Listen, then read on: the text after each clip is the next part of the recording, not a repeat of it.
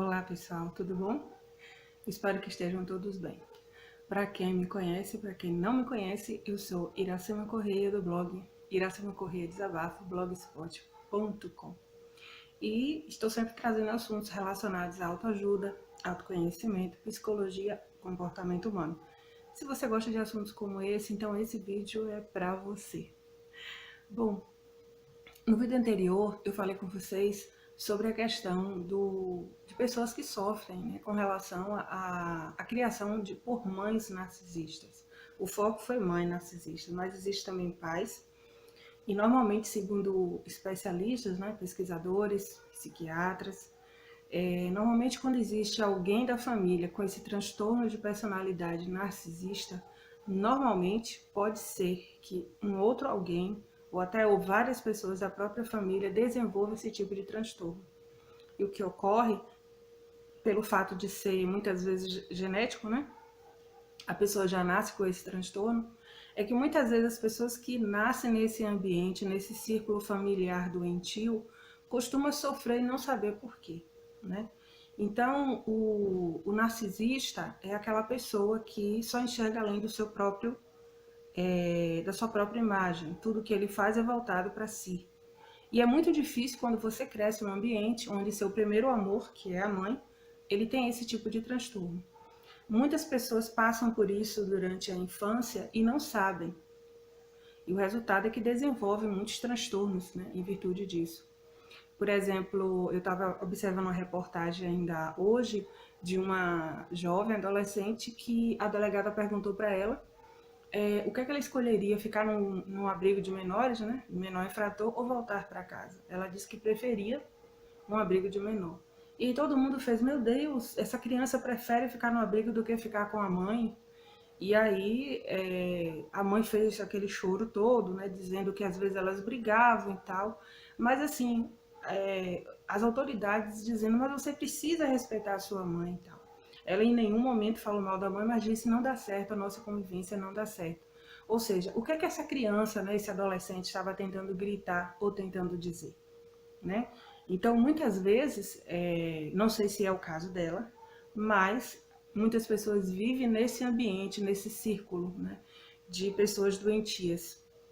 E muitas vezes o narcisista, ele age assim, ele é o sol, né, e os outros filhos devem orbitar ao redor dele, ao redor da pessoa que tem um transtorno narcisista. O que é que acontece? Essas pessoas que são seus filhos, o esposo, pode ser quem for, eles são triangulados, no sentido de que cada um fica numa ponta onde nenhum deles é para se dar bem. Porque se qualquer um deles se dá bem, o que vai acontecer é que vai ser descoberta as atitudes da pessoa da pessoa que tem os transtornos narcisistas. Uma pessoa criada num ambiente como esse sofre tanto o bullying interno como até externo, porque como eu falei no outro vídeo, a figura materna é uma figura muito santificada, né? Salve, salve. Então as pessoas ainda têm aquela coisa de relacionar mãe com santidade, né? Eu não estou querendo desconstruir o papel materno, porque nós sabemos a importância da mãe, e por justamente ter essa grande importância, é que muitas pessoas sofrem, né, quando esse papel da mãe ele é desfuncionalizado, né? E aí a gente pode ver, por exemplo, aquele desenho Enrolados, né, onde a mãe, né, que nós sabemos que não é a mãe, mas ela representa mais ou menos esse tipo de papel narcisista. Ela absorve toda a energia da filha, ela precisa da filha para ela se sentir viva, para ela se sentir jovem. E isso na vida real, na realidade, a arte imita a vida. É justamente o que acontece. Então, uma pessoa criada num ambiente como esse vai crescendo e, mais ou menos assim, eles costumam atrair pessoas semelhantes.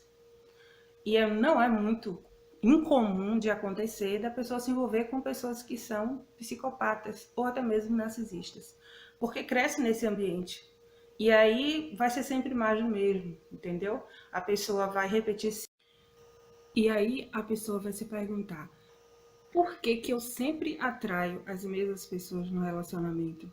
Realmente, como minha mãe me disse, como eu fui criada, como minha família me disse, eu não gosto de ninguém, ninguém gosta de mim, eu tenho muitos defeitos e é por isso que eu não dou certo. Então, de acordo com como tá o teu psicológico, como tá a tua vibração, você vai atrair pessoas semelhantes, porque semelhante atrai semelhante. E muitas vezes as pessoas sofrem um abuso emocional e não percebem. A autoestima está tão baixa que a pessoa vai e se envolve com outra pessoa que faz a mesma coisa. Né? Às vezes a pessoa tem a infelicidade de conviver com pessoas que só coloca ela para baixo o tempo todo, que quando ela vai se envolver no relacionamento afetivo, ela muitas vezes apanha, ela é subjugada muitas vezes, e não percebe, não se dá conta. Fica quase que como que implorando amor. Porque durante a sua fase, muitas vezes de adolescente, de criança e até de adulto, ela precisou provar por A mais B, várias vezes para a pessoa, para a mãe, né, que ela era digna, né? Essa pessoa era digna de receber o amor. E não aconteceu. Então ela às vezes se doa para o outro, né, dessa forma, e como se estivesse implorando por esse amor. Então, o que fazer nesse caso? É muito importante a pessoa fazer a cura emocional. E essa cura, ela só é permitida se a pessoa fizer um tratamento psicológico, né? Um tratamento com um psicólogo, um terapeuta. É muito, muito importante que a pessoa veja isso. Por quê?